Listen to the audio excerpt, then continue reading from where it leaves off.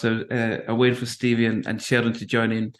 Oh, okay. But they'll join us in. But yeah, I'm glad that you were able to join us. And you're based out, is it the West Coast? Yeah, West Coast. I'm in California, Northern California.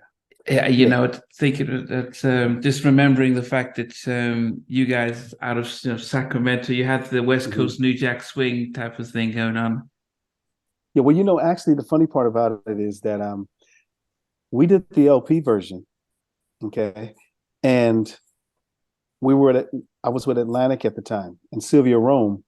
As soon as we finished the LP version, she says, "Samuelle, I'm going to call in Teddy Riley, and he's going to remix this thing, and you're going to have a #1 single in this summer." So she called in Teddy, and he did like 5 or 6 different remixes. You can find them if you go to YouTube Is and that a pull friend up of "So You Like mine, What or You is that a See." different friend of mine?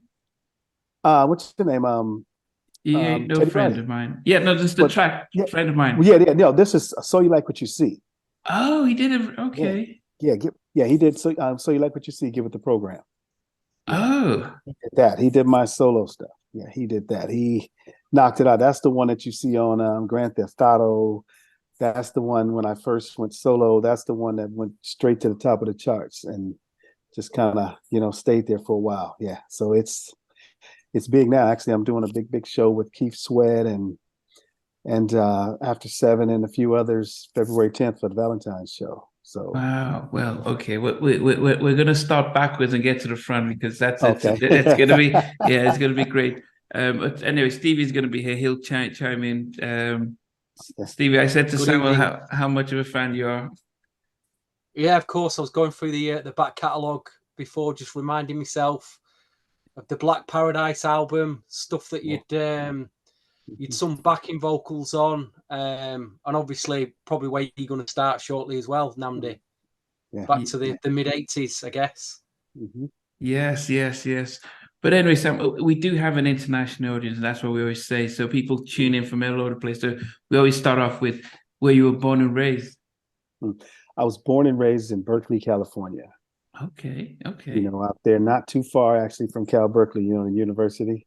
Okay. Cal Berkeley, yeah, not too far from there. But Berkeley is a very, very, very unique city. I would say Berkeley is as Amsterdam here.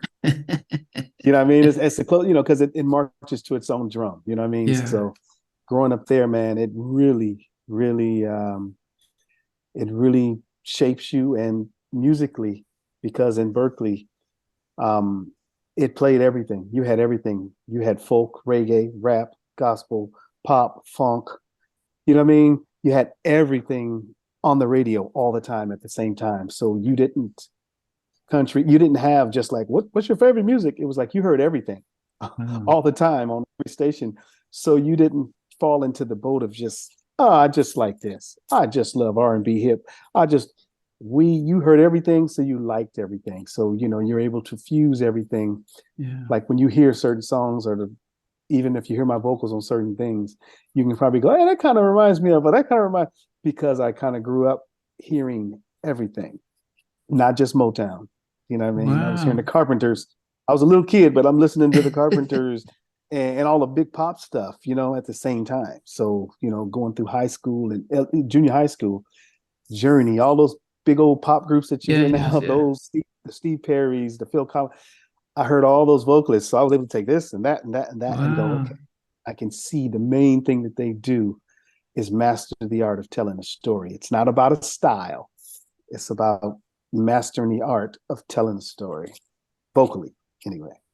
So for those of us who aren't in the States, we think when we have Berkeley, we're thinking about IT, the sort of the tech companies, the most IQ of 100 and something.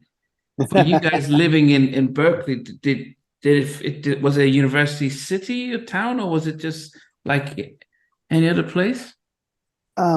Again, like I said, it would be like Amsterdam because you have some of the most brilliant minds in the world in Berkeley, of course. Yeah. But at the time I was born, where it's like beginning of end of the 60s, beginning of the 70s, it was that weird time. You know what I mean? It was a time where you had all the things going on up by Cal Berkeley, the protests and Yeah. all the different things going on. But what I realized is that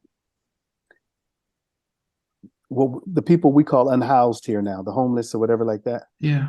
In those days, we would go up to this place called People's Park. You can look it up. It's very famous. Okay. Right there off the campus. And we'd ride our bikes up, our little bikes up there, and we'd be talking to what we would call homeless or unhoused people back then. And they were some of the most brilliant minds I've ever, because I didn't know at the time that these guys used to be the professors at Cal Berkeley, Stanford. Okay. But what happened is when I got a little older, you talk to them and then they tell you they understood the system that we call capitalism. They understood it so well that it turned them off to the system and they just refused to be a part of it. That's why you see a lot of the protests and stuff like that. So yeah, you have some of the most brilliant minds, scientists, disease, people trying to cure diseases and everything. Several friends of mine still are, went to school with, they still attend. That's what they do for a living. They do those type of things. So yeah, you do get that, but you also get the hippie vibe. You get the I don't care. Yeah. I don't care. I'm marching. You know what I mean? And Berkeley is one of those cities where no matter what your thing is, nobody's gonna look at you and go, "Hey, what's up?" They don't pay attention. They got their own thing going on. So it's unique in that sense. So hence the diversity of the music you're talking about. That you weren't just listening, growing up in a church, singing gospel music, and that's it. Okay. Yeah. Vocally, where did you get your sort of training then? I know you were listening to a lot of, the first catalog of what you're listening to, but what about the actual knowing you could sing and actually honing your voice? Well, well, pretty much except for my mom, and my mom was probably about the only one in the family who didn't sing. My dad had a gospel quartet group. Okay. He sang as a boy traveling with different gospel groups in Louisiana because they grew up in Louisiana. And so in our house, he would have rehearsals with full band, so, the church was our start. But of course, listening to the radio, you had the Jacksons, you had all these different people on the radio and stuff all the time. But it wasn't until I've always sang. I was singing in the choir since I was about 5 or 6 years old. I was leading songs way before probably a kid. You would think a kid should have been leading songs.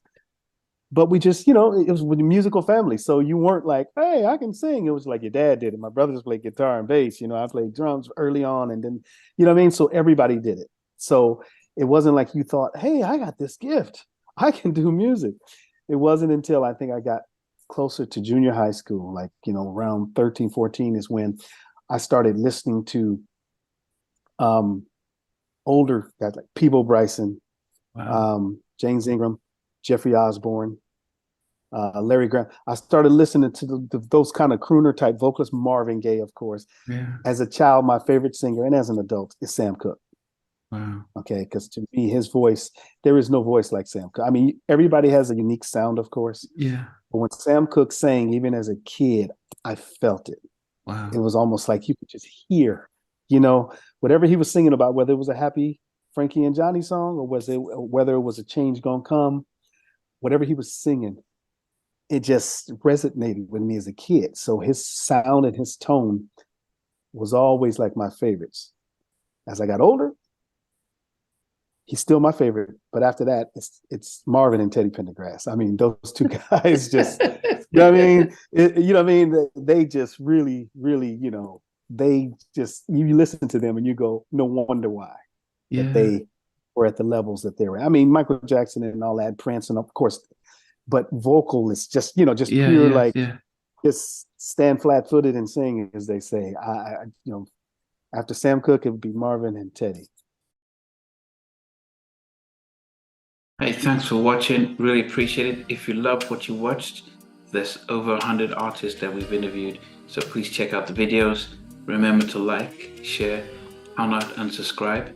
But better still, become a member of Halftime Chat and get exclusive videos ahead of time. But thanks for watching. Take care.